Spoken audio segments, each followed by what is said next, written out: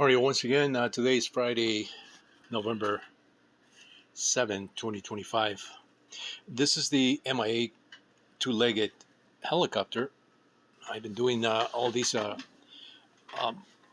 fixes on these submicro helicopters, and some of these are revamped in 3D printed form of the helicopters that I did back in the early 2000s. So I've been bringing a lot of that stuff into a 3D printed form just to make it a little more up to today's standards, a little more modern.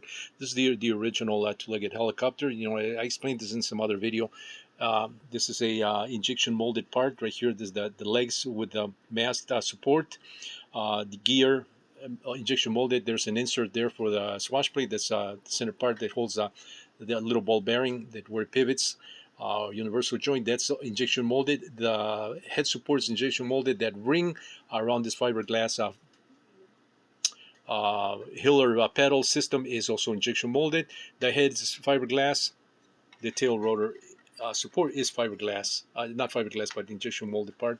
And so this was my original one, and then I converted this to what you're seeing here in 3D print form. You know, everything is 3D printed here, including the frame, which is this very similar frame. Let me take out the canopy here. This is a canopy, by the way, that I did for some of the Blade 120 SR helicopters. I was selling this as a combo unit with some other, with a tough landing gear setup, you know, for that particular helicopter. So this is the same canopy that I just decided to use it here because it just looks it looks cool. I also did a CAD drawing that I showed in some other video of this particular model, but I just finished this and I was just flying this last night, and it's so smooth. This rotor head, if anything, it's really smooth, even smoother than the Hirobo SRB Quark, which is it's got some really nice linkage geometry there on the Quark that allows it to be very smooth. Plus, it's got the flybar on the Quark, it's done on an angle for that's just for a little more stability, but I don't quite like the flybars on a weird angle. I like it like this on a cross section here.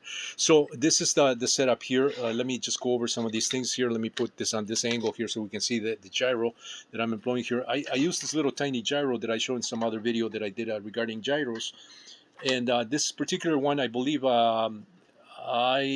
Century helicopters maybe they manufactured this little gyro. I don't have the case for that. Probably took it out, you know, by doing one of these early in the year 2000 or somewhere around there. But this one has the receiver. It's just a regular receiver, DSM2 receiver. You know, I removed the case. The two speed controls are sitting saddle mount on the sides here.